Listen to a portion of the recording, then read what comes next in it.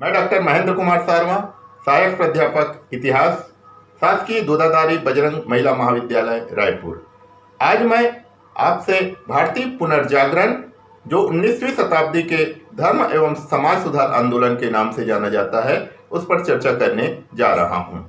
आप सबको विदित है कि भारत सदियों तक अंग्रेजों का गुलाम रहा और ऐसी स्थिति में भारतीय जनमानस एक प्रकार से कुंठित हो गया था और उनकी कुंठित को दूर करने का प्रयास तत्कालीन समाज सुधारकों ने किया और जिसे हम भारतीय पुनर्जागरण के नाम से जानते हैं।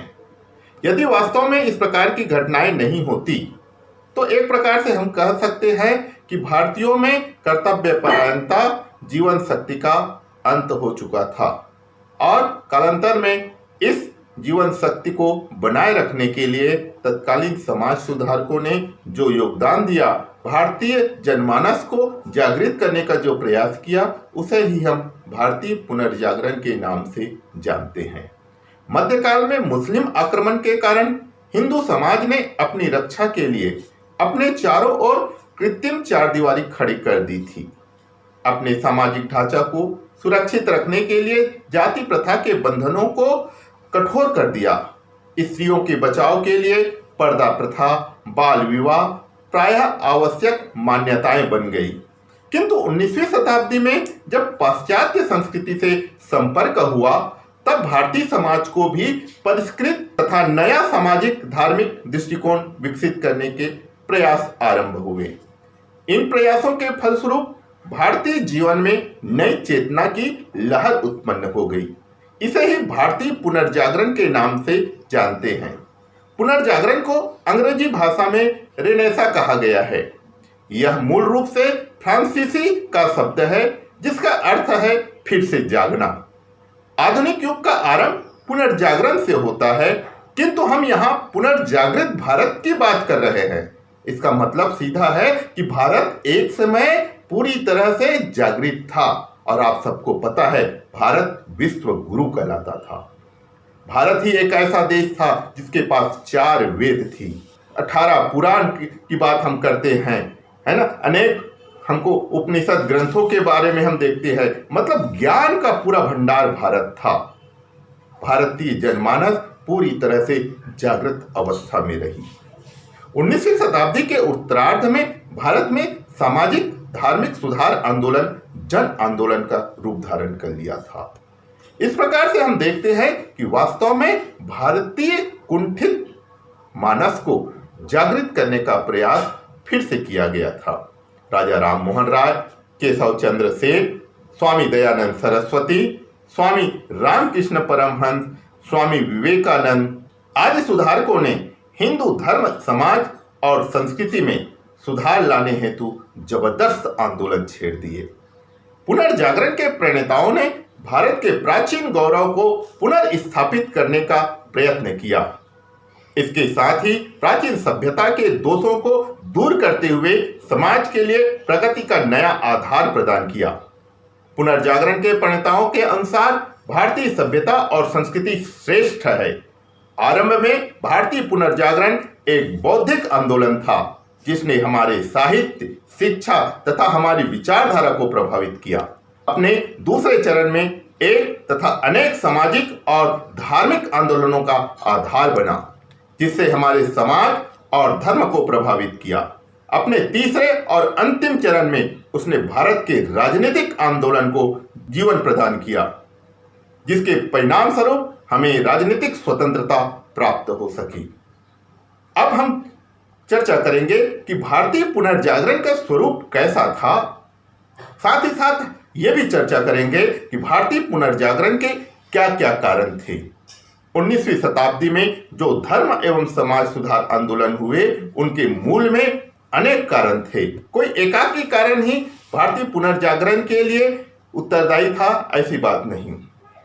एक से अधिक कारणों से भारत में पुनर्जागरण स्थापित हुआ और कालांतर में हम देखते हैं कि यही पुनर्जागरण से भारत पुनर्जागृत हुआ और पुनर्जागृत होकर सदियों से गुलामी झेल रहे भारत माता को बंधनों से मुक्त कराने का प्रयास किए और कालांतर में हम देखते हैं कि उनके प्रयासों से ही भारत को आज़ादी प्राप्त हुई।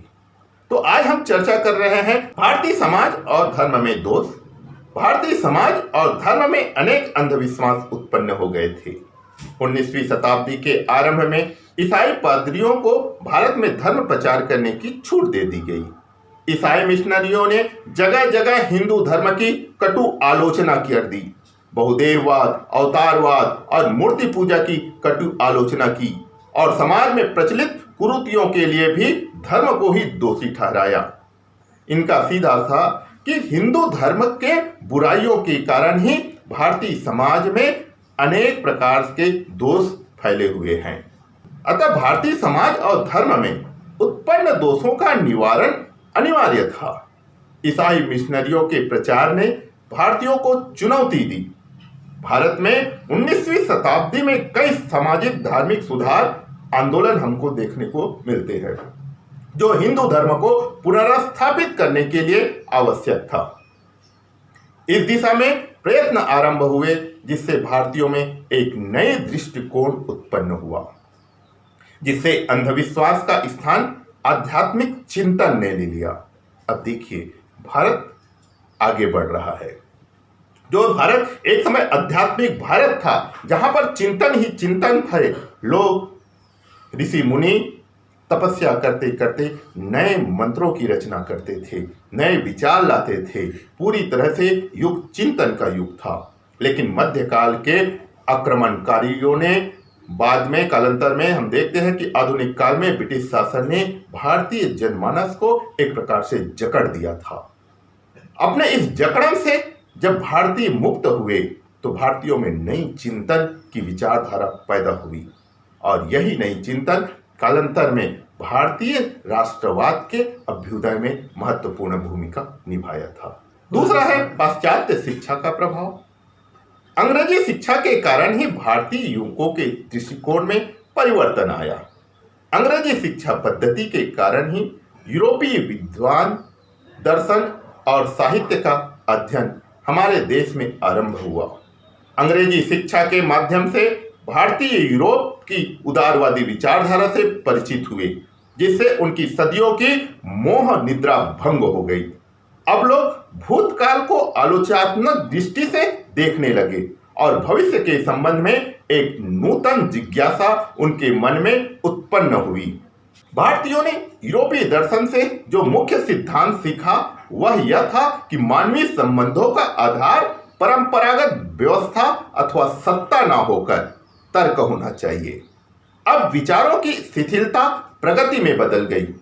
परंपरागत रीति रिवाज के अंधानुकरण का वे विरोध करने लगे।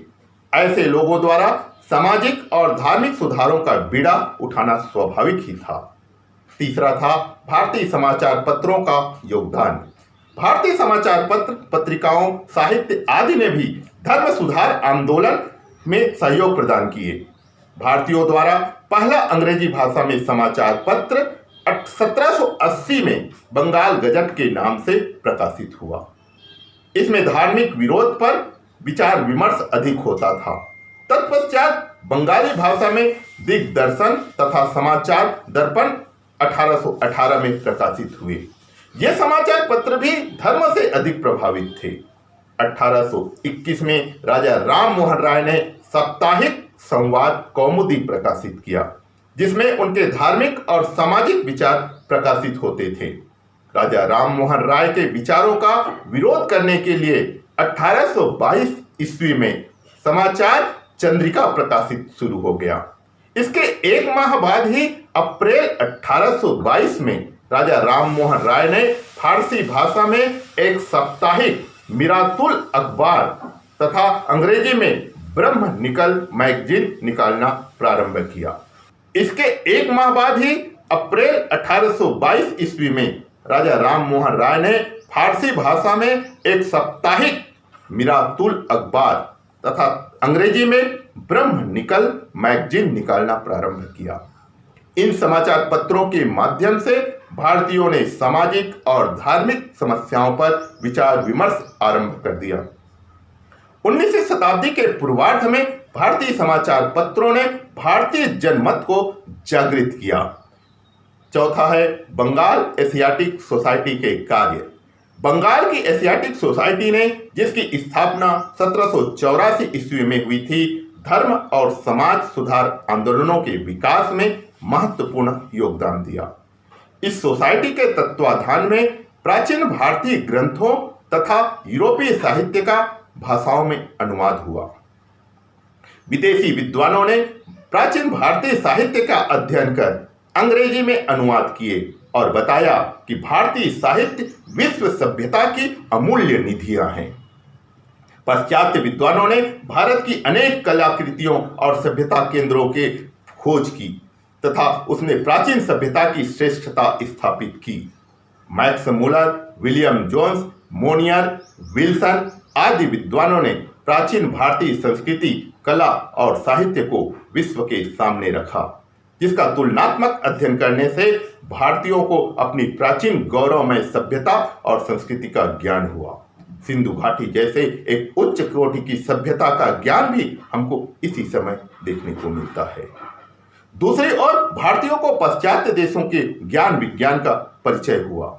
कुछ यूरोपीय विद्वानों ने प्राचीन भारतीय आदर्शों की भूरी भूरी प्रशंसा की, जिससे भारतीयों की सुप्त भावनाएं जागृत हुई और उन्होंने अनुभव किया कि हम अपने मूल धर्म और सामाजिक रीति रिवाजों से दूर चले गए हैं, जिससे हमारा पतन हुआ है। इस भावना से भारतीयों में यह विचार उत्पन्न हुआ कि जब तक धर्म और समाज की बुराइयों को दूर नहीं किया जाए, उनका कल्याण असंभव है। आगे है पाश्चात्य सभ्यता का प्रभाव। भारतीय धर्म और समाज सुधार आंदोलनों का एक कारण भारतीयों पर पश्चिम सभ्यता का प्रभाव भी था। भारत में अंग्रेजों के आने के साथ साथ यूरोपीय सभ्यता का आगमन हुआ, जबकि यूरोप के विचारों पर बुद्धिवाद और व्यक्तिवाद आधिपत्य जमाए हुए बैठे थे। ऐसी स्थिति में पश्चिमी सभ्यता के प्रबल वेग के समक्ष भारतीय सभ्यता घुटने टेकती दिखाई देने लगी। अंग्रेजी पढ़े लिखे लोगों के लिए पाश्चात्य सभ्यता आदर्श बन गई। पश्चिमी विचार, वेशभूषा, खान पान आदि से वे इतने अधिक प्रभावित हुए कि उनकी नकल करने में अपना गौरव समझने लगे। भारतीय धर्म और समाज से उनका विश्वास उठ गया और ऐसा प्रतीत होने लगा मानो संपूर्ण भारत पाश्चात्य सभ्यता का शिकार हो जाएगा। ऐसी स्थिति में कट्टर हिंदुओं और बौद्धिक वर्ग ने अनुभव किया कि यदि धर्म और समाज में आवश्यक सुधार नहीं किए गए तो भारत में धर्म और समाज का अस्तित्व ही समाप्त हो जाएगा। 19वीं शताब्दी में हुई पश्चिम की वैज्ञानिक प्रगति से अंधविश्वासों एवं रूढ़िवादिता का अंधकार हटने लगा और उन्होंने पाश्चात्य सभ्यता की ओर भारतीयों की भाग दौड़ का विरोध कर भारतीय धर्म और दर्शन में, समाज में आस्था रखने की प्रेरणा दी। छठवां है एशिया में जागरण का प्रभाव। 19वीं शताब्दी में संपूर्ण एशिया में जागृति की लहर व्याप्त हो गई थी। चीन में विदेशियों के प्रभुत्व के विरुद्ध अनेक गुप्त समितियों का निर्माण हो चुका था, जिन्होंने चीन में अनेक विद्रोहों को जन्म दिया। तत्पश्चात चीन में सन्यास सेन ने देश में जागृति उत्पन्न करने का उत्तरदायित्व संभाला। इसी प्रकार जापान में सम्राट का आदर करो, विदेशियों को भगा दो का नारा गूंजने लगा तथा मुस्लिमों ने जापान में जागृति उत्पन्न की। मध्यम वर्ग पाश्चात्य सभ्यता से प्रभावित थे, अतः वे अपने सामाजिक जीवन को अंग्रेजों के सामाजिक जीवन के आधार पर ढालना चाहते थे। 19वीं शताब्दी के समाज सुधार आंदोलनों मुख्य रूप से स्त्रियों की स्थिति को सुधारने से संबंधित थे। ये हम सबको देखने को मिलता है। जितने भी समाज सुधारक हुए सभी ने स्त्रियों की समस्याओं को दूर करने का प्रयास किया।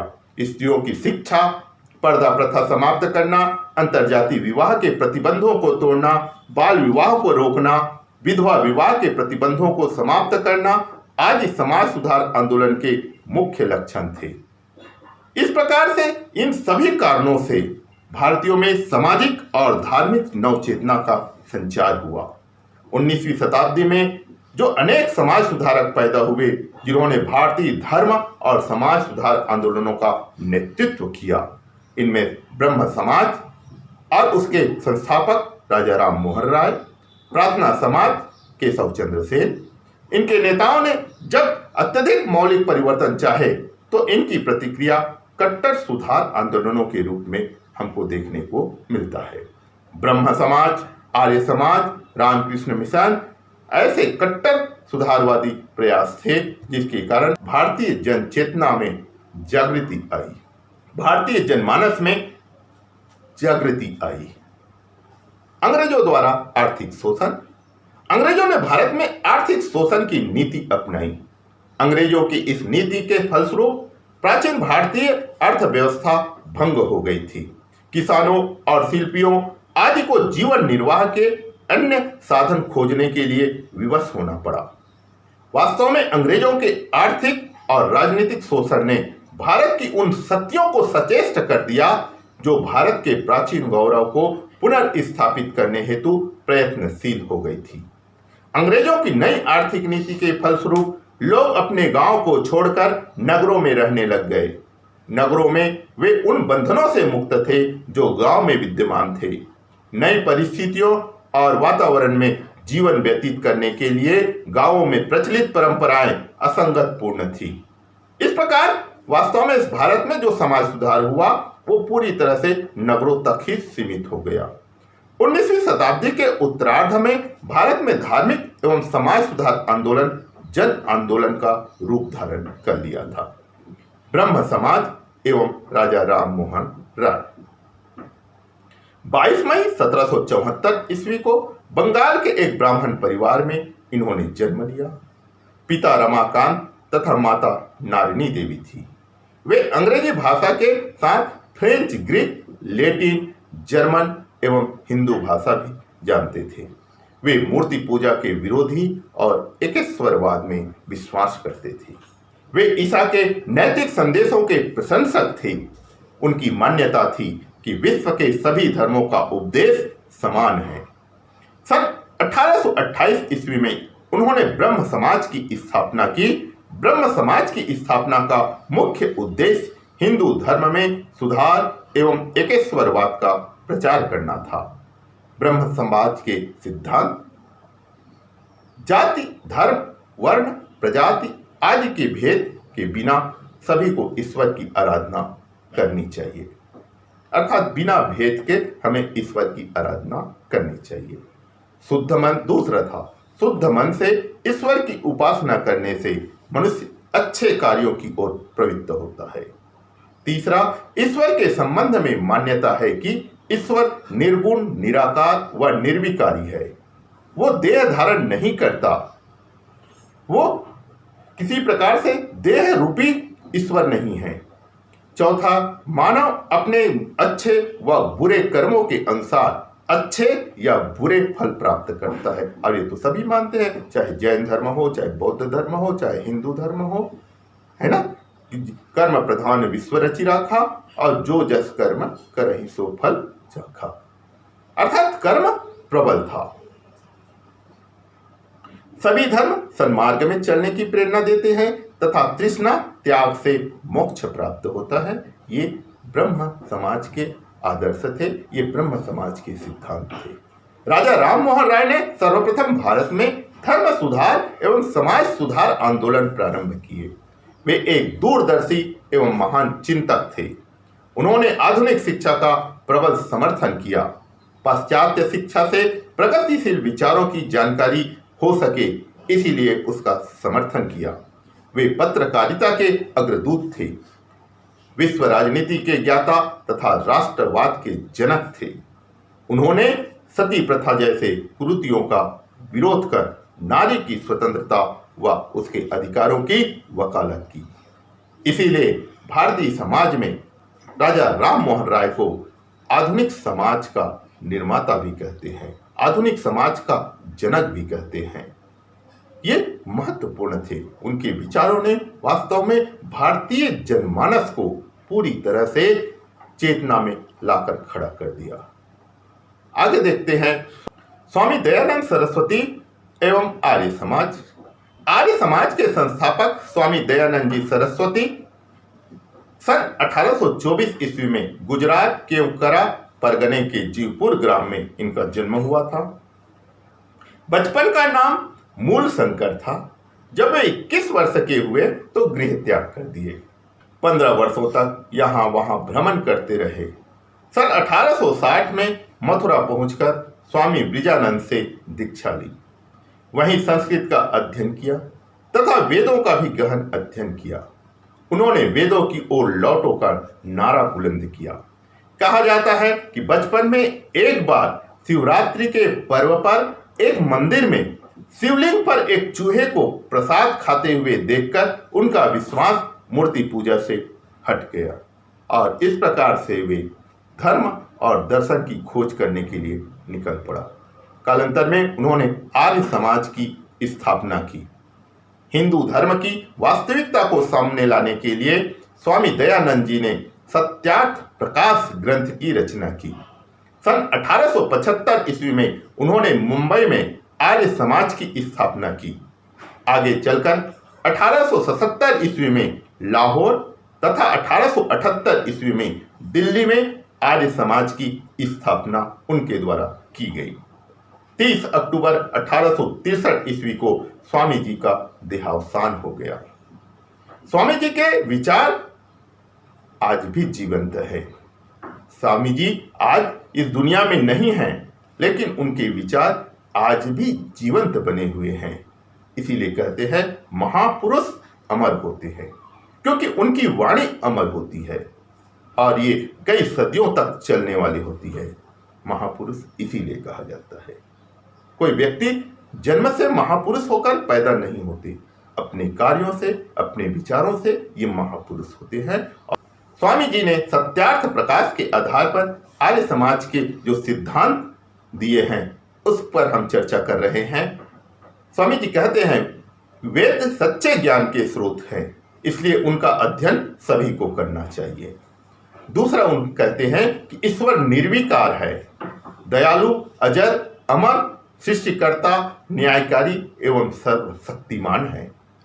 तीसरा, किसी भी कार्य को सत्य एवं असत्य का विचार करके ही करना चाहिए।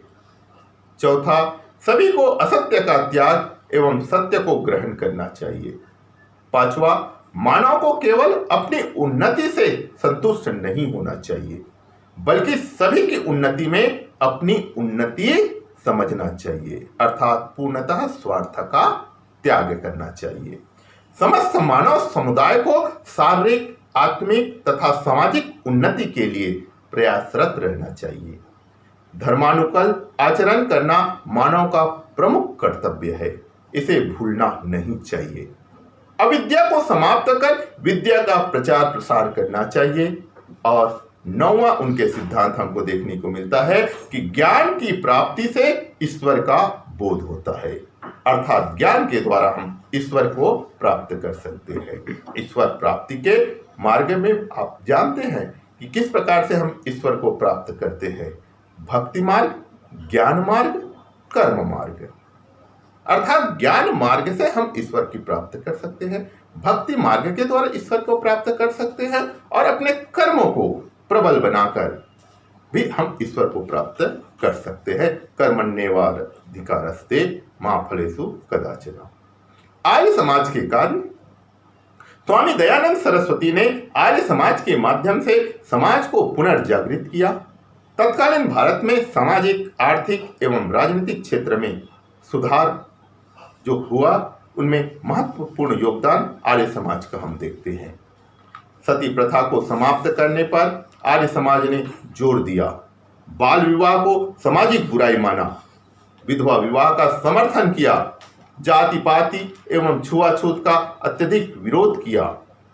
स्त्रियों को समाज में आदर मिले, इसके लिए स्त्री शिक्षा पर विशेष रूप से जोर दिए। वैदिक शिक्षा के प्रचार प्रसार के लिए गुरुकुल स्थापित किए। इसमें हरिद्वार का गुरुकुल कांगड़े सबसे अधिक प्रसिद्धि हमको देखने को मिलता है। आर्य समाज ने वेदों की ओर लौटो का नारा दिया, बहुदेववाद व अवतारवाद का खंडन किया। भारत में है ना 33 कोटि की देवता, ये अवधारणा है। क्या आप इन 33 कोटि की देवता को एक एक सुपारी भी चढ़ा सकते हो? आपको इसके लिए 33 करोड़ रुपया चाहिए। स्वामी दयानंद सरस्वती ने भारत में जो बहुदेववाद है उसका विरोध किया। उन्होंने कहा कि ईश्वर एक है और एक ईश्वर, वो भी ईश्वर निराकार है। और इस प्रकार से स्वामी दयानंद सरस्वती ने प्राचीन आर्य संस्कृति और सभ्यता को सामने रखकर भारतीयों में आत्मसम्मान व गौरव पैदा करने का कार्य किया। स्वामी जी ने विदेशी वस्तुओं के बहिष्कार और स्वदेशी वस्तुओं के प्रचार प्रसार पर जोर दिया, जो कालांतर में गांधी जी के प्रमुख अस्त्र के रूप में उपयोग हुआ। इन्होंने भारतीयों को पुनर्जागृत करने का कार्य किया। सत्यार्थ प्रकाश में लिखा है कि एक अच्छे से अच्छा विदेशी शासन स्वदेशी शासन की तुलना नहीं कर सकता। वे प्रथम व्यक्ति थे जिन्होंने कहा कि भारत भारतवासियों के लिए है। स्वामी विवेकानंद एवं रामकृष्ण मिशन। स्वामी विवेकानंद का जन्म 12 जनवरी 1863 ईस्वी में कोलकाता में हुआ था। इनके बचपन का नाम नरेंद्रनाथ था, आप सभी जानते हैं। पूर्व में इनकी आस्था ईश्वर में नहीं थी, परंतु ब्रह्म समाज की शिक्षाओं से प्रभावित होकर ईश्वर में विश्वास करने लगे। उनका साक्षात्कार 25 वर्ष की आयु में स्वामी रामकृष्ण जी से हुई और वे अत्यधिक प्रभावित हुए। वे रामकृष्ण जी के परम प्रिय शिष्य बन गए तथा उनके द्वारा बताए हुए मार्ग पर चलने लगे। स्वामी विवेकानंद जी 31 मई 1893 ईस्वी को सर्वधर्म सम्मेलन में भाग लेने शिकागो अमेरिका गए। ये आप सभी जानते हैं। वहां उनके भाषण का अमेरिका की जनता पर बहुत अधिक गहरा प्रभाव पड़ा। एक समाचार पत्र द न्यू हेराल्ड ने लिखा था कि ऐसे विद्वान के देश भारत में ईसाई पादरी भेजना कितनी बड़ी मूर्खता है। इससे स्पष्ट होता है कि भारत ज्ञान का भंडार है और इसीलिए तो विश्व गुरु कहलाता था। हम अपने अतीत को भूल गए। हम विदेशी सत्ता के चकाचौंध में अपने आप को भूल गए। आज भी हम देखते हैं, हम अपनी संस्कृति को भूले बैठे हैं। विदेशी प्रचार, चाहे वो टीवी में आया विज्ञापन, उसी को अपनाने जा रहे हैं। अपने देश में बनी हुई अपने साहित्य का हम अध्ययन नहीं कर रहे हैं। हम अपने बच्चों को भारत में पढ़ाने की अपेक्षा विदेशों में पढ़ाने भेज रहे हैं। हम ये समझते हैं कि विदेशी ज्ञान श्रेष्ठ है, क्योंकि हम अपने अतीत को भूले बैठे हैं। हमारा सौभाग्य है कि हम इतिहास के छात्र हैं, और जो इतिहास का छात्र है वो अपनी संस्कृति को नहीं भूल सकता। इसलिए हमें इतिहास का अध्ययन अवश्य रूप से करनी चाहिए। रामकृष्ण मिशन। फरवरी 1896 ईस्वी में विवेकानंद जी ने अमेरिका के न्यूयॉर्क नगर में वेदांत समाज की स्थापना की और उसी वर्ष भारत में रामकृष्ण मिशन, जिसे सेवाश्रम के नाम से भी जानते हैं, की स्थापना की गई। रामकृष्ण मिशन के जो सिद्धांत थे हम उस पर चर्चा कर रहे हैं। स्वामी जी कहते हैं कि स्वामी विवेकानंद जी विभिन्न मत व संप्रदाय मानव को एक स्थान में ले जाते हैं, जैसे विभिन्न मार्गों से बहती हुई नदियां अपने आप को समुद्र में विलीन कर लेती है। दूसरा, हिंदू धर्म अत्यंत प्राचीन है। यह आध्यात्मिकता पर बल देता है तथा इसमें सभी धर्मावलंबियों को समन्वित करने की शक्ति है। यह उदार है, सभी को आश्रय देता है। उपासना एवं संन्यास व समाधि के द्वारा ईश्वर की प्राप्ति संभव है। ऐसे स्वामी विवेकानंद जी का विचार है। तीसरा विचार उनका महत्वपूर्ण था। रामकृष्ण मिशन मानता है कि मूर्ति पूजा से मानव मन एकाग्र होता है।